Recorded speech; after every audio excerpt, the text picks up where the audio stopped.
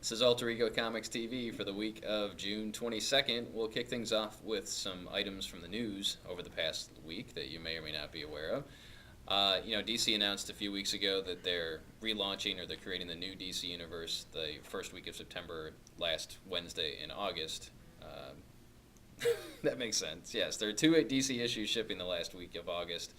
The last part of Flashpoint and Justice League of America #1 by Jeff Johns and Jim Lee, followed a week later by the first batch of new #1 issues. While Marvel announced last week that Uncanny X-Men is ending in October, September, and starting the following month with a new Uncanny X-Men #1, but also Wolverine in the X-Men #1. And it will become clear to us after the events of X-Men Schism why we have two separate X teams, and I guess that each of the teams have different philosophical goals or something along those lines. I've also been told that Schism spins directly out of the end of Fear itself and is being referred to as X-Men Disassembled. So if you remember Avengers Disassembled, that kicked off the last 8 years of Avengers stories and Marvel events. So Schism looks to be a pretty big event. If you're a mutant fan, even if you're not, it's going to set the status quo for mutantdom for many, many years, apparently. What else is in the news? IDW has a new ongoing Star Trek series, which starts in September, which features the movie crew, kind of reliving different versions of original series episodes, which sounds kind of intriguing. It's written by Robert Orci, who was the screenwriter, one of the screenwriters for the Star Trek movie. And as an original series Star Trek fan, I'm really looking forward to seeing what they do with the new crew, the younger crew, reliving some of these earlier adventures. And the first one that they're tackling is Where No Man Has Gone Before, which was the second pilot of the original series. So look forward to that coming out in September. That's it for news. We'll get to reviews, and why don't you go ahead? All right, we've got Green Arrow 13. What? Josh is reviewing Green Arrow? Yes, because this issue is not written by J.T. Kroll, which is a sign in its favor just in and of itself. And it is the only reason I picked it up to check out. But it's the start of a new story arc. It picks up from the end of the Brightest Day, Star City, Forest, White Lantern, Swamp Thing stuff. And it's actually very good. You get sort of a little bit of a reintroduction to the character. You get Ollie kind of re-examining himself and where he comes from, and it's got a good feel to it. It feels more like classic Robin Hood-y Green Arrow, and he's trying to get back more in line with being a hero and trying to get over the I kill people sometimes thing. But if you're a Green Arrow fan, it's a very solid read, and you should come back to the series.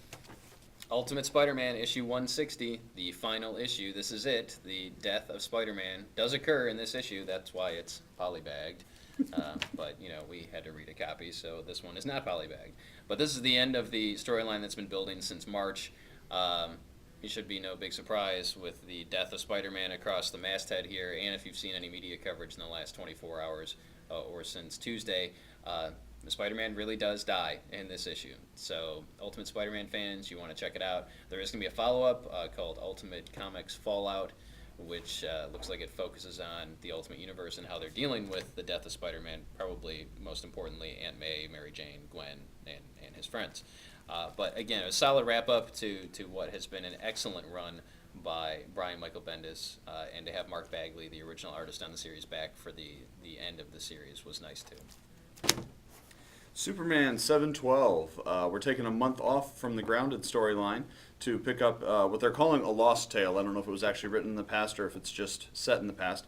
But it's a story by Kurt Busiek, fan favorite writer, who is setting it just after and sort of some flashbacks just during the Infinite Crisis. One of them crises. Infinite Crisis where Superboy dies. And this is a crypto-centric story. It's about crypto dealing with the death of Connor. And it's good. I think it plays better now than it would have then, because at that point we were getting so many, Superboy died, I'm sad, what am I going to do, that it would have just been one more thing. But this is another very solid issue, and you should pick it up if you like crypto, Kurt Busiek, or Connor. A couple Flashpoint issues. I've got two. Josh has two. First up, Kid Flash Lost. This features Bart Allen And this was a surprise to me. This is actual Bart Allen as Kid Flash with the memories of the DC Universe prior to Flashpoint. And I don't want to give too much away, but in addition to Booster Gold knowing that something's wrong, Barry Allen knowing that something's wrong, now Bart Allen realizes that something's wrong. And it was an excellent first issue. It's a 3-issue mini, and if you're into Flashpoint, which most of you are, you should be checking this one out as well. This is one you don't want to miss. Lois Lane and the Resistance, #1, written by Dan Abnett and Andy Lanning, who we talked about last week with Wonder Woman and the Furies. Lois Lane is still a reporter for the Daily Planet. She's obviously not married to Superman in this one, which is setting the stage for the future of Superman comics with the new DCU in September, where, from what we've been told, they will not be married. Lois is trapped in Europe during an Amazonian attack, or an Atlantean attack, and ends up being taken in by the Amazons, and she goes undercover working for Cyborg as a mole within the Amazon camp. And that's the setup for the first issue. I enjoyed it. It's nice to see Lois kind of striking out on her own. I mean, we forget sometimes, she's not just the wife of Superman. She's an investigative reporter, and she's doing what she does best in this series. Got Flashpoint Reverse Flash, #1 of 3, written by Scott Collins. This is actually a great pickup issue.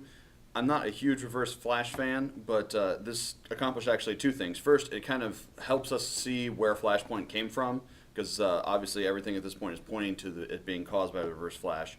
But it also sets up where the Reverse Flash came from. It kind of walks us through his thought process and all of his little attempts to destroy the Flash and overcome his legacy, and it was just a very surprising and fun read. And Flashpoint The Outsider by James Robinson, who's known for Starman and the recent JLA book. The Outsider is sort of unique among the Flashpoint books in that it's a character that we don't really know who he is. Most of the other ones are clearly, Lois Lane, Wonder Woman, Gorilla Grodd. But in this case, we really have no idea who this character is. He's either new or is twisted a normal character in a way that we can't recognize him at all. Outsider's sort of a magnet who controls about a third or a little less than a third of the world in India and Southeast Asia.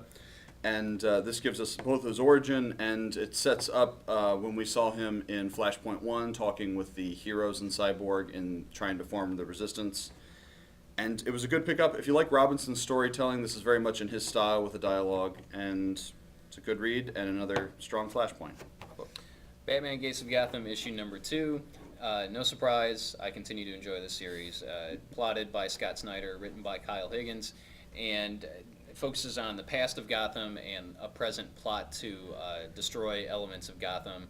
You've got a lot of Bat family people in here. You've got the first families of Gotham, the Elliots, the Cobblepots, the Waynes, and there's kind of a reveal that the gates of Gotham may not actually allude to the bridges that were built back in the 1800s, but something else. So another solid issue. We still have copies of issue 1. This is a 5-issue miniseries, and if you're a Batman fan, if you're a Scott Snyder fan, again, he's going to be writing the new Batman series that starts in September, along with the new Swamp Thing series. Snyder has really been one of the writers to watch in the last year and a half or so. You should definitely check this one out. Got The Guild Blades one-shot. This is written by Felicia Day of The Guild, as well as co-written by the guy that plays Blades. Let's say Sean Becker or Andrew Curry. One of these other 2 guys is that guy, Sean Becker. And yeah, if you're a Guild fan, this is kind of a no-brainer. It's just like all of the other one-shots, has been a kind of a fun background character thing. And this one especially does a good job of getting the feel of the character, as well as his supporting cast. His sister is just wonderful in this. She's almost better than he is. And if you're a Guild fan, or if you like humor, online gaming, and just fun books, it's a great read. Brightest Day Aftermath, The Search for Swamp Thing, #1. This is a 3-issue miniseries that spins out of the end of Brightest Day. So if you're reading Brightest Day, I encourage you to continue with the search for Swamp Thing. And again, my gut is that this is going to play a big part in what we see with Swamp Thing and Constantine and some of the other heroes as we go into the new DC universe in September. I think they're doing a lot of setup with this. Nice to see Hellblazer in the mainstream DC universe. Him interacting with Batman and Zatanna. If you can get past some of the Brit speak that's in here, which I stumbled over a little bit because I'm not a big Constantine fan. You'll do fine. But solid artwork, real solid story, and almost my pick of the week this week. Next up, on the trade front, we have Avatar: The Last Airbender, The Lost Adventures. Now, this is a new Avatar trade.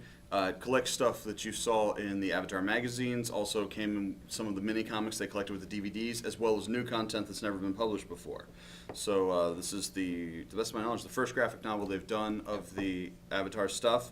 It's from Dark Horse, and it brings back the cartoon Avatar, let's say the good Avatar, sort of wash the taste of that movie out of your mouth. So if you're an Avatar fan, or if your kids or nieces or nephew are, it's a great pickup. And my pick of the week, and I really tried to make this not my pick of the week because I had issue 1 of Rocketeer Adventures a month ago as my pick of the week. But this is Rocketeer Adventures issue number 2, and it's just so darn good that I had to make it pick of the week again this week. We get 3 short stories, one by Mark Waid, one by Darwin Cook, who does the writing and the artwork, and one by Lowell Francis with artwork by Gene Ha, plus a pinup by Jeff Darrow. And every story in here just visually is fantastic. The first story by Mark Waid made me smile throughout. It's kind of a poke at the way that the big comic book companies dealt with comic book creators back in the 30s and 40s, and even to some extent today. So I really, this is selling beyond my expectations here in our store, and I hope it continues to sell well because it totally deserves your money and your attention. Outstanding stuff in Rocketeer Adventures issue number 2.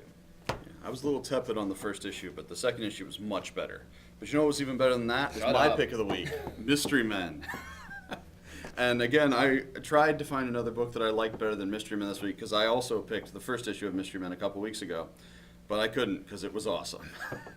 This continues the great classic pulp action with people solving problems with their fists and tracking down the big bad, and I can't, there aren't words. It's really good. I mean, I didn't review this because I knew he was reviewing it, but I thoroughly enjoyed the first issue. I thoroughly enjoyed the second issue. It's a Marvel comic, and you see elements of Marvel history. It takes place in the late 30s, early 40s, and you see things like the Daily Bugle in the background, but there are, so far, no mainstream Marvel characters show up. But these characters are so engaging on their own that you want to find out what happens next. You know, a lot of companies have tried these pulpy type heroes, and they just haven't worked for one reason or another. But these characters are interesting, they're relatable, they're fun to read. Mystery Men is not selling where it needs to be selling, so you really should check it out. If you're looking for something different, something fun, kind of that, like Josh said, solving problems with your fists, and it's very close in theme to the Rocketeer. Yeah, if you like the Rocketeer, the spirit is very much the same. The spirit? Oh, the Spirit. No, the spirit's not in here. The spirit's not in here. This book got Mystery canceled Men. almost. Yes. All right, well, that does it for this week. Another heaping helping of great stuff here at Alter Ego Comics. So stop in, check it out, and get ready for the new DCU in September. We'll be posting some information on Facebook and maybe the Alter Ego Comics blog, and maybe we'll even be talking in videos if we actually have enough time somewhere down the road about what's coming next from DC Comics. Thanks for watching.